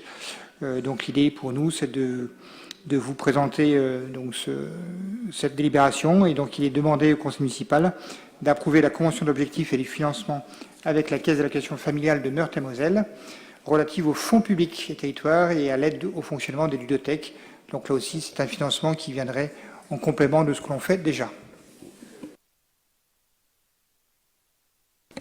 Merci. Des remarques pour la ludothèque? Il n'y en a pas, je le mets aux voix. Qui est contre? Qui s'abstient? Merci beaucoup. Au rapport de Bertrand Fols, la convention multipartite sur le financement du centre social Jolibois. Oui, merci Monsieur le maire. Là encore, c'est une déclinaison de ce qui a été dit il y a quelques minutes. Comme vous le savez, et comme ça a été rappelé, la ville de Villers-lès-Nancy et le centre social Jolibois entretiennent depuis de nombreuses années une relation partenariale riche dans le cadre d'une politique axée sur la solidarité, la citoyenneté, l'inclusion, la démocratie participative, l'accompagnement des familles et la parentalité, comme ça a été rappelé. Cette démarche décline dans plusieurs axes des politiques publiques à l'égard desquels la commune et le centre social Jolibois adossent les moyens et leur savoir-faire au service des personnes et des familles. Soutien à la fonction parentale, lutte contre l'isolement, en particulier pour nous des seniors, accompagnement des personnes vulnérables. Dispositif de développement social à l'échelle du quartier intercommunal, le quartier donc Chênerie et Villers-Bas. Le centre social Jolibois définit son projet au terme d'un diagnostic partagé avec ses partenaires. Il s'inscrit dans des objectifs de cohésion sociale et de vivre ensemble. Ce nouveau projet quadriennal pour 2023 et 2026 a été approuvé par la CAF, portera sur la mobilisation du pouvoir d'agir des habitants, le renforcement de la cohésion territoriale, le soutien aux personnes en situation de fragilité, l'ouverture culturelle et le vivre ensemble. Les axes du projet famille porteront sur le renforcement des actions parentalité partenariale, l'animation de la coordination territoriale de soutien à la parentalité, le développement des nouvelles actions parentalité. Considérant que ces finalités sont en cohérence avec les objectifs de politique de la ville, celle-ci entend manifester son intention de poursuivre le partenariat avec le centre social Jolibois par la signature d'une convention à double portée. Premier axe, une politique en ce qu'elle engage premier axe politique, en ce qu'elle engage les partenaires à respecter et à maintenir la destination de l'équipement, sa qualité de centre social. Comme ça a été dit, la CAF veut maintenir quand même ce centre social, même si la gestion sera donnée à un autre organisme, et une portée financière en ce qu'elle détermine les modalités de financement pour chacune des institutions partenaires, comme vous l'avez pu le voir avec la convention annexée. Les villes de Nancy, de Villers, le département, la CAF sont tous des partenaires. Donc, après avis de la commission compétente, je vous ai demandé au conseil municipal d'approuver les termes de la convention de partenariat à intervenir entre la ville de Villers, la CAF, l'association des utilisateurs du centre social, la ville de Nancy et le département de Meurthe-et-Moselle, et d'autoriser monsieur le maire à la signer, ainsi que les éventuels avenants à intervenir. Merci. Juste en complément, puisque en plus Elie Alouche l'a évoqué, sur cette évolution du centre social Jolibois, on a voulu, et d'ailleurs la CAF a agi en totale transparence avec nous. Nous avions besoin de deux choses. La première et la plus fondamentale, c'était l'assurance de la poursuite de l'engagement de la CAF autour du centre. Quand un mouvement comme celui-là arrive, bon, la confiance n'exclut pas le contrôle, mais de ce point de vue-là, et vous avez entendu les propos qui valent plus que ceux que je tiens à l'instant, on a été pleinement rassurés. La seconde, c'était de s'assurer aussi que les conditions d'exploitation allaient permettre de développer, de pérenniser les actions. Alors de ce point de vue-là, nous ne sommes pas autour de la table directement, mais nos élus ont eu un regard très direct sur le sujet, et le travail accompli par la CAF, une partie très indisciplinée ce soir. C'est sur la droite, Cyril, tu ne risques rien, à double titre. Donc, de ce point de vue-là, je crois qu'on a un opérateur qui est un opérateur éprouvé, qui connaît bien tout ça, et il apparaîtra évidemment au maître d'ouvrage d'avoir un suivi de ce type de délégation. C'est un peu comme ça que beaucoup d'opérations en milieu social se font désormais. Donc nous nous y adaptons. S'il n'y a pas de prise de parole particulière, je le mets aux voix. Qui est contre? Qui s'abstient? Merci. Un peu de culture ne nuira pas pour Ville et BD. Marie-Claude. Merci, Monsieur le maire. Dans le cadre de la politique culturelle de la ville, mais aussi pour favoriser le développement artistique de la jeunesse, nous serons amenés ce soir à délibérer sur 3 conventions de partenariat. Alors tout d'abord, avec une convention de partenariat entre la ville et l'association Ville et BD, qui a présenté sa 11e édition du festival Ville et BD du 3 au 21 mai dernier, avec tout particulièrement l'accueil de Jean Solé, cofondateur de Fluide Glacial et dessinateur d'Empilote, entre autres nombreux auteurs très, très intéressants et qui sont intervenus également en milieu scolaire. Pour faciliter l'organisation de cette manifestation, qui contribue bien sûr au rayonnement culturel de la ville, eh bien, nous allons promouvoir, si vous le voulez bien, la manifestation dans son ensemble et nous allons lui accorder surtout la mise à disposition gracieuse des salles et des équipements. Après avis de la commission compétente, il est demandé au conseil municipal d'approuver la convention jointe en annexe et d'autoriser Monsieur le maire ou son représentant à la signer. Merci. Des remarques, des commentaires? Je crois que c'était une très belle édition. Oui.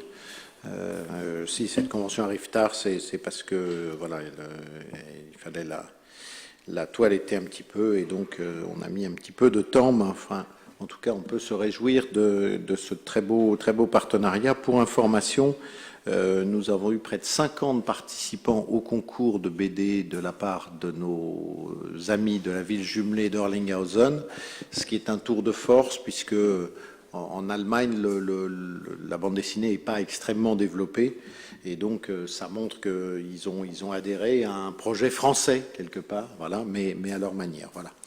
Je le mets aux voix. Pascal Jacquemin. Pascal Jacquemin ne prend pas part au vote pour sa présence dans le comité de Ville et BD. Je le mets aux voix pour les autres. Qui est contre? Qui s'abstient? Merci. Deuxième convention, la ville et le lycée Chopin. La ville a souhaité soutenir la jeunesse dans son parcours éducatif et culturel en établissant un partenariat avec le lycée Frédéric Chopin, dont les élèves se produiront le 6 juin 2023 à la salle Jean Ferrat pour une libre adaptation de la comédie musicale Mamma Mia. Et en contrepartie, il y aura un accès privilégié à un groupe de seniors. Voilà. Donc la ville s'engage à promouvoir cette manifestation dans son ensemble et à accorder la mise à disposition gracieuse des salles et de ses équipements. Après avis de la commission compétente, il est demandé au conseil municipal d'approuver la convention de partenariat avec le lycée Chopin et d'autoriser Monsieur le maire ou son représentant à la signer. Merci. Espérons que l'accès ne débouchera pas sur des excès. Je le mets aux voix. Qui est contre? Qui s'abstient? Merci beaucoup. Et le partenariat avec le lycée Claude Donneau. Alors, c'est la 3e convention, donc avec la ville et le lycée Claude Donneau. Toujours dans le cadre de la politique culturelle, la ville a souhaité accompagner la formation de jeunes apprentis régisseurs de spectacles vivants. et accueillir les étudiants en diplôme national des métiers, des arts et du design, pour leur permettre de développer leurs compétences en régie, son, lumière et vidéo. La ville met à disposition de la salle Jean Ferrat et ses équipements pour une mise en pratique de situations professionnelles et pédagogiques. En contrepartie, les élèves du lycée Denault, dans le cadre d'actions pédagogiques déterminées en début d'année scolaire, apportent un savoir-faire et une compétence technique à l'occasion de manifestations municipales. Et cela d'ailleurs depuis plusieurs années. Et entre parenthèses, ne manquez surtout pas le mapping, c'est-à-dire le son et lumière sur la façade du lycée Simon de Châtellus, les 9 et 10 juin du château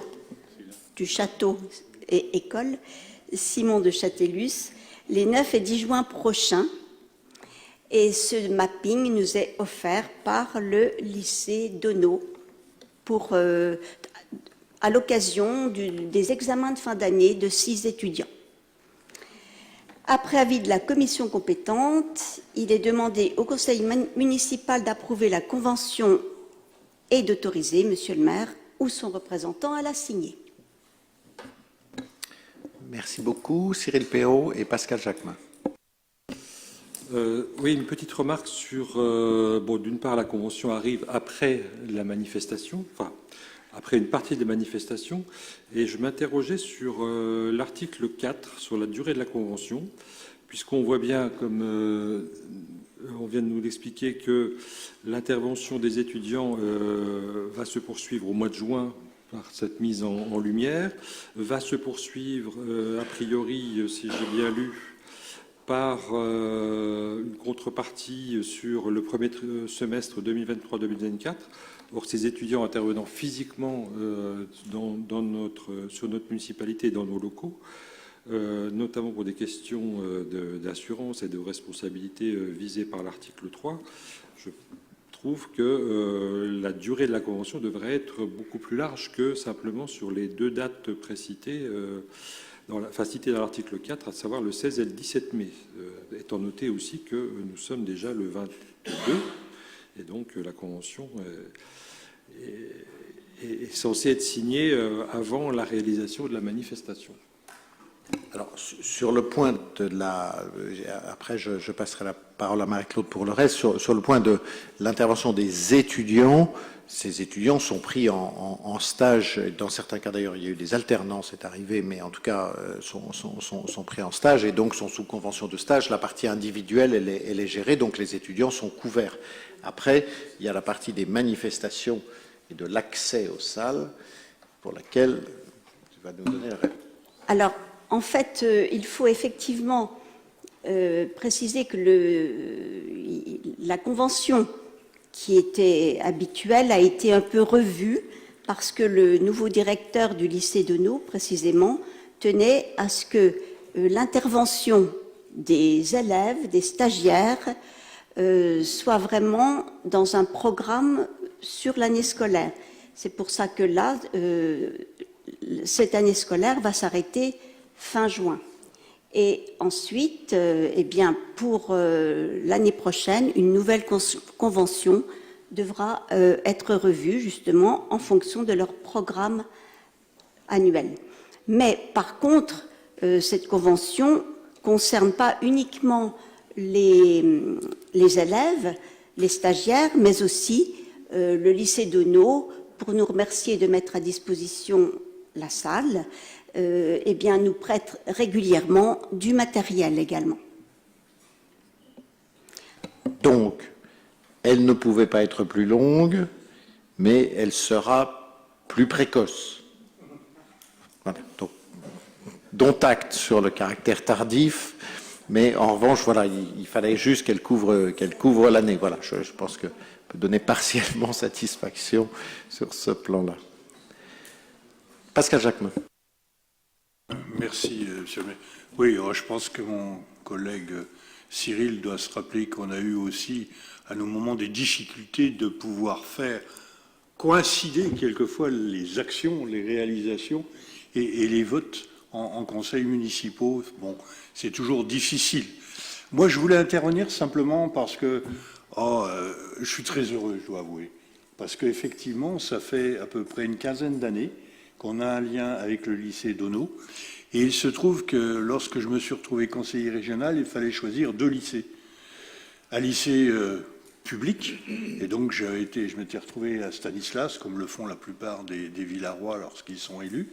Et le second, ça a été d'Auneau, parce que il fallait prendre un lycée privé. Et j'étais bien embêté, et j'avais une amie qui était enseignante au lycée Léon, Saint-Léon, 9, hein, je crois. Léon 10, non, Léon 9. Et donc j'ai accepté d'y aller. Et là, on a établi des rapports. À l'époque, il y avait encore des sœurs. Et c'est avec les sœurs que j'avais négocié la convention. Et je suis très heureux, content, surpris même, que cette convention perdure au fil des ans. Et je pense qu'il ne faut pas la perdre parce qu'ils ont cette spécificité de former des jeunes à des métiers de la technique des arts qui ne sont pas courants et pas nombreux à être pratiqués.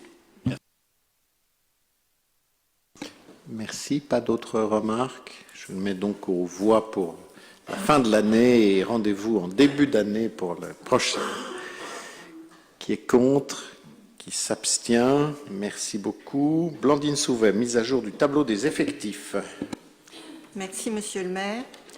La mise à jour concerne 2 filières. D'abord, la filière technique, suppression de 2 postes au sein du service logistique, un poste d'adjoint technique principal de première classe suite à un décès et un poste d'adjoint technique principal de 2e classe suite à un départ en retraite. Et dans le même temps, création de 2 postes d'adjoint technique dans le même service. En ce qui concerne la filière médico-sociale, suppression au 1er juin 2023 d'un poste d'auxiliaire de puériculture de classe supérieure au sein du service petite enfance suite à un départ en retraite et dans le même temps, création d'un poste d'auxiliaire de puériculture de classe normale. Alors, cet emploi sera occupé par un fonctionnaire appartenant au cadre d'emploi des auxiliaires de puériculture au grade d'auxiliaire de puériculture de classe normale en catégorie B. Et vous n'ignorez pas que nous avons des difficultés de recrutement. Donc, en cas de recherche infructueuse de candidats statutaires, il pourra être pourvu par un agent contractuel pour une durée de 3 ans qui sera renouvelable une fois. À l'issue de ces 6 premières années, il pourra être renouvelé pour une durée indéterminée. L'agent devra justifier du diplôme d'auxiliaire de puériculture et d'une expérience significative. Sa rémunération sera calculée par référence à la grille indiciaire du grade de recrutement. Il est demandé au conseil municipal d'adopter les termes de la présente délibération, de modifier le tableau des effectifs, d'inscrire au budget les crédits correspondants, d'acter que les dispositions de la présente délibération prendront effet le 1er juin 2023. Merci. Des questions? Je mets aux voix qui est contre, qui s'abstient. Merci. Je ne me laisserai pas faire, je ne sombrerai pas dans l'acronyme, donc la modification du régime indemnitaire tenant compte des fonctions, des suggestions, de l'expertise et de l'engagement professionnel, alias RIFSEP. Alors, le RIFSEP est composé de 2 parties, dont l'IFSE, nous n'avons pas fini avec les acronymes, indemnité de fonction de suggestion et d'expertise, qui constitue la part fixe mensuelle de l'indemnité. Elle est basée sur la fonction des agents et sur leur expérience. Les postes ont été répartis en groupes de fonctions et par délibération du 1er juillet 2021, des plafonds d'indemnité ont été prévus pour chaque groupe. Par ailleurs, le 13 juillet 2020, les accords Ségur de la santé prévoient une revalorisation du traitement indiciaire des professionnels paramédicaux, le CTI, complément de traitement indiciaire. le CTI a été étendu à certains agents publics territoriaux. Sont concernés uniquement certains cadres qui exercent des fonctions d'accompagnement socio-éducatif au sein d'établissements médico-sociaux et sociaux.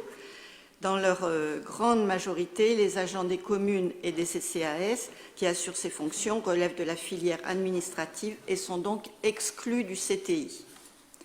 Au sein de notre collectivité, au sein du CCAS même, certains agents ne répondent pas aux conditions de grade, mais se sont formés et ont acquis l'expérience pour exercer les missions identiques à celles exercées par les agents du même service concernés par le CTI. C'est pourquoi, afin de compenser les effets d'une mesure créatrice d'inégalité de traitement entre agents qui exercent des fonctions similaires et de rétablir une certaine équité entre eux, il est proposé de modifier la délibération du 1er juillet 2021 en ce qui concerne le groupe des rédacteurs territoriaux qui pourront ainsi bénéficier d'une IFSE plus importante.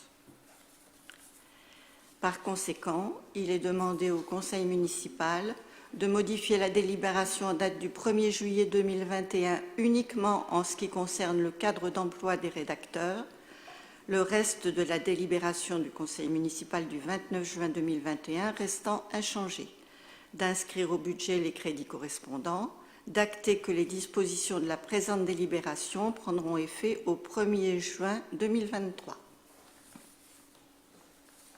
Merci.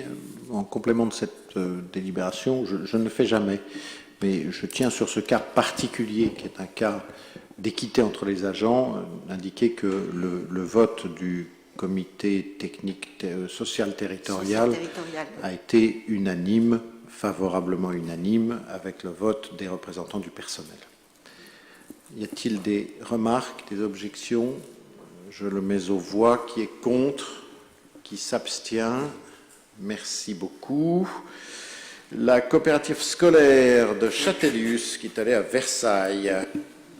Qui va aller bientôt, qui va à Versailles. Voilà, c'est à la fois une délibération technique, mais puis qui met en lumière ce que font les écoles et les enseignants.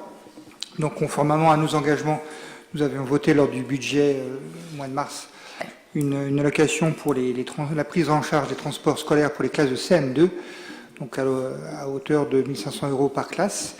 Il se trouve que ces 3 classes de CM2 vont partir à visiter, découvrir le château de Versailles, moins beau que le château de Simon de Châtellus, mais pourquoi pas. Et les jardins, bon, c'est moins beau que le parc de Graffigny, mais pourquoi pas. L'idée, c'est que, donc comme ils devaient acheter leur billet à la fameuse Société nationale de chemin de fer français, il fallait bien qu'on rembourse la coopérative qui a avancé les 4 500 €. Donc c'est l'objet de cette délibération. Donc il vous est demandé de valider le remboursement des 4 500 € à la coopérative scolaire de l'école Simon de Châtellus. Merci. Pascal Jacquemin, qui va se déporter ou qui... Non, une question annexe qui me tient quand même à cœur, parce que c'est quand même, qu'on le veuille ou non, l'embryon des remplacements de nos vacances de neige, je suppose, ou je suis Baudor. La question que je me pose, parce que je ne suis pas contre le fait de visiter Versailles, mais si c'est une page d'histoire qu'on fait visiter à nos jeunes, ce serait bien qu'ils visitent aussi la salle du jeu de paume, qui est juste à côté. On y veillera. Cyril Perrault. Oui, donc c'est Versailles, hein, mais je voulais juste savoir, je suis un peu d'accord avec l'intervention de Pascal Jacquemin, sur le remplacement des autres séjours de découverte. En même temps, je pense que ça, c'est pas de la compétence municipale, mais bien de la compétence des enseignants. Mais qu'en est-il des classes qui organiseraient plusieurs sorties dans l'année? Est-ce que l'intervention de la municipalité, c'est une fois par année scolaire, ou c'est pour chaque voyage ou sortie ou classe de découverte? Oui, l'idée, c'est simplement jusqu'à 1 500 € pour ces classes de CM2, de les aider dans la prise en charge du coût du transport, en fait. Donc, effectivement, si il y a une classe va à 3 endroits différents et globalement, ça coûte 3 fois 500 €, la charge pour nous, enfin, le subventionnement sera de l'ordre de 1 500 €. Donc, la réponse est oui à votre question, oui. Mais 3 fois 1500, non. J'ai dit 3 fois 500 ? Oui. Tu as dit Bah oui, 3 fois 500, ça fait 1500. Oui, mais si par exemple... Ah, mais s'ils font plus de voyages, non, après c'est la coopérative qui prend... D'accord. Mais c'est comme vous l'avez dit, ce sont des choix de direction d'école, hein. Ce sont les enseignants qui font leur voyage. C'est pas nous. Hein. Par année scolaire, c'est ça, d'accord.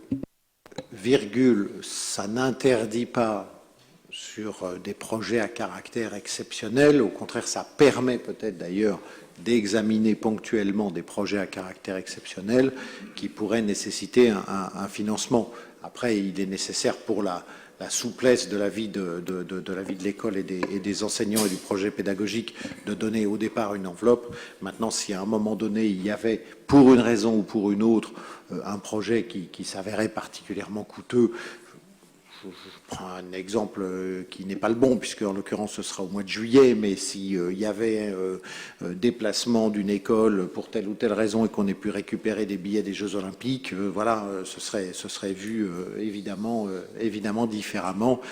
La question ne se pose pas, c'est au mois de juillet. Non, mais sur les prix des billets, vous allez voir. Il faut pas. Je défends pas, mais je peux expliquer comment c'est fait et comment ça permettra aussi l'accès de tous. Tout le monde veut être sur la ligne d'arrivée du 100 mètres de l'athlétisme. C'est comme ça. Ça a un prix. Bon. Alors, à propos d'ailleurs, puisque alors, pardon, j'ai pas fait voter. Il y a d'autres questions, d'autres remarques? Je le mets donc aux voix. Qui est contre? Qui s'abstient? Merci. Au rapport de Nathalie Angèle, les tarifs de pas les tarifs d'exposition, les produits dérivés. Monsieur le maire, mes chers collègues, après Versailles, partons au château de Madame de Graffigny. Alors, une délibération qui complète celle du 27 mars dernier. Cette fois, cela concerne les objets dérivés qui seront donc proposés aux visiteurs de l'exposition, tels que vous les avez donc en annexe. Il vous est donc demandé d'adopter les tarifs de ces objets. Merci. Des remarques, des questions? Cyril Perrault. On va se permettre de déraper sur les produits dérivés.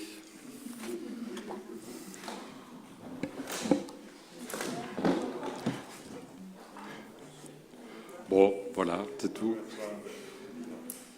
Non?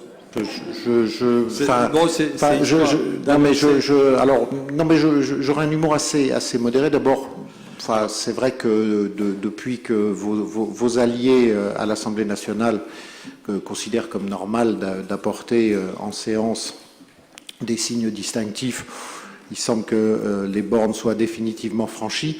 Il y a un règlement du conseil municipal et sincèrement, ça sert à quelque chose. Je me permets de vous le dire. Ça sert à quelque chose, ça sert à la sérénité des débats. Bon, j'observe que tout ça, manifestement, n'intéresse plus grand monde. En tout cas, moi, ça m'intéresse. Et après, que tout ça est facile. Que tout ça est facile. Et que tout ça est profondément démagogique. Je voudrais juste dire deux choses. D'abord, ceux qui pensent qu'on peut faire du tout gratuit tout le temps correspondent à des situations budgétaires qui ne sont ni celles du moment ni celles du lieu et qui sont très datées tant par le temps que par le lieu. Voilà, comme ça c'est dit. L'intéressé n'est pas là, mais ça aurait été plus facile. Voilà le premier sujet. Mais le second, je voudrais juste indiquer que c'est bien mal connaître la situation et l'éloignement de la vie culturelle d'un certain nombre de populations que de penser que c'est la gratuité qui va leur permettre d'y accéder. Et c'est par conséquent la raison pour laquelle, pour cette exposition qui n'a absolument rien à voir ni en dimension, ni en ambition, ni en retombée, ni en possibilité d'accéder et de comprendre l'art, j'ai été très intéressé de voir combien nos amis allemands, y compris ceux qui ne parlaient pas un mot de français, comprenaient le message. On a pu leur montrer un petit bout de l'exposition en cours d'affichage. Et donc, ces populations, elles ne viendront pas. Hein. Mettez-le gratuit, hein, elles ne viendront pas. De toute façon, c'est déjà gratuit. Je vais vous dire pourquoi c'est déjà gratuit. Elles ne viendront pas. Mais on se fera plaisir. On se fera formidablement plaisir. Et nos abonnés, que j'apprécie beaucoup et que nous aimons avoir régulièrement, entreront gratuitement et on aura eu l'impression d'avoir fait un truc vachement bien. Ça, c'est super. Alors, ce qu'on fait, c'est pas ça, parce qu'on n'aime pas la facilité et on n'aime pas la démagogie ici. Donc, ce qu'on fait, c'est extrêmement simple. C'est de solliciter un public qui, depuis 9 ans, a pu gratuitement voir Omen Guyenne, internationalement connu aujourd'hui, Cathy Jardon, carrière internationale aussi, Patrick Moya, je vais en oublier, mais parce que c'est un petit peu une petite forme d'agacement quand même qui me fait oublier tout ça. Donc depuis 9 ans, ce public-là, nous on n'a pas de problème, hein, nous on les voit à les expos, il n'y a pas de souci. Ce public-là, il est entré gratuitement. Et là, parce qu'à un moment donné, il faut financer la médiation culturelle, parce que seule la médiation culturelle permettra à des publics éloignés de visiter et de comprendre et d'accéder, et peut-être aussi de passer au-dessus d'un certain nombre de barrières qui sont les leurs, parce qu'il faut financer la médiation culturelle. Effectivement, nous demandons 9 ans après à des gens qui sont entrés dans au moins 9 expositions, 5 €. Ben, vous savez quoi? Ils vont les mettre. Et ils vont les mettre d'abord parce que grâce à vous, on va bien leur expliquer pourquoi on les sollicite. Et on va leur dire que c'est pour ça et pas pour autre chose. Et que si par extraordinaire, il y avait une multitude d'entrées payantes, mais je vais venir aussi aux entrées gratuites, si par extraordinaire, il y avait une multitude d'entrées payantes, on consacrerait cet argent à la rénovation du château. Eh bien, croyez-moi, je pense qu'il faudrait être un sacré mauvais coucheur pour protester contre ça. Et que ça amènera autrement plus de monde à la découverte d'une exposition exceptionnelle et qui permet, encore une fois, parce que c'est un art qui est particulièrement sensoriel, interpellant, direct, compréhensible, et qui permettra à tous ces écoliers déjà inscrits, on vous donnera tous les chiffres, c'est complet. Mais on en mettra d'autres, je vous garantis qu'on en mettra d'autres, qu'on mettra des groupes. Je n'ai pas de problème qu'on mette hors du temps scolaire des groupes qui entreront en gratuité et en accompagnement et en médiation culturelle. Alors ok, voilà, quelques-uns, mais vous me les enverrez parce que je serais extrêmement intéressé de voir qui protestera pour lui-même, parce qu'il y en aura, protestera pour lui-même contre ça. Mais je les attends et je leur répondrai. Je le mets aux voix. Qui est contre? Excellent. Qui s'abstient? Merci. Au rapport de Blandine Souvet qui va rapporter sur la SPL X des maths. Merci, Monsieur le maire. Encore une délibération un peu technique. La société publique locale X des maths a été créée en 2012 en vue de fournir à ses actionnaires des prestations liées à la dématérialisation. La ville de Villers-lès-Nancy a adhéré à cette SPL par délibération du conseil municipal de mai 2022. Chaque année, l'assemblée générale de la SPL doit se réunir avant fin juin pour approuver les comptes de l'année précédente et affecter le résultat. D'autres points peuvent être présentés et depuis 2020, il a été ajouté l'examen de la répartition du capital social suite aux adhésions et sorties intervenues depuis la dernière assemblée. En 2022, 177 actions ont été vendues à des collectivités ou groupements de collectivités pour leur entrée au sein de la SPL et 17 ont été rachetées pour permettre à 17 actionnaires d'en sortir. Ces transferts ont eu pour conséquence la modification de la répartition du capital social. Cette nouvelle répartition sera soumise à l'approbation de l'Assemblée générale. Or, Le Code général des collectivités territoriales applicable au SPL prévoit que l'accord du représentant d'une collectivité territoriale sur la modification portant sur la composition du capital ne peut intervenir sans la délibération de l'Assemblée délibérante approuvant la modification. Il convient donc d'approuver la nouvelle répartition du capital social de la SPL et d'autoriser le représentant de la collectivité à voter la résolution correspondant lors de la prochaine Assemblée générale. Il est donc demandé au Conseil municipal d'approuver cette nouvelle répartition. Le capital sera divisé en 12 838 actions et de donner pouvoir à moi-même, représentante de la collectivité à l'Assemblée générale de la société SPL XDMAT, pour voter cette nouvelle répartition de son capital social et la résolution en découlant lors de sa prochaine réunion. Merci. Des remarques sur XDMAT?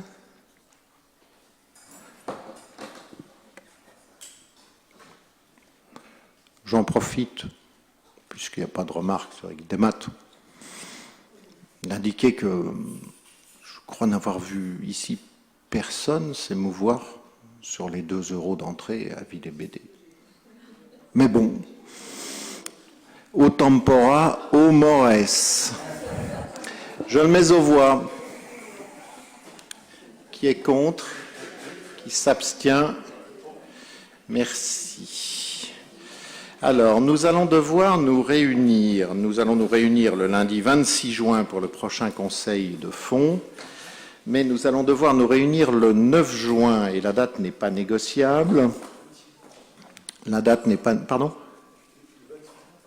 Oui, alors le 26 juin pour le prochain conseil, mais la date n'est pas négociable. Seule l'heure est négociable pour le conseil du 9 juin. Alors, le conseil du 9 juin aura un objet unique, qui sera de désigner les représentants, les grands électeurs pour les élections sénatoriales. C'est l'État qui nous l'impose et je ne me risquerai pas à placer le conseil municipal trop tard, puisque ce soir-là, nous avons depuis longtemps prévu d'y faire ce qu'on appelle la Ben Party, avec en plus des visites gratuites de l'exposition, ce qui serait quand même évidemment dommage qu'on la manquât.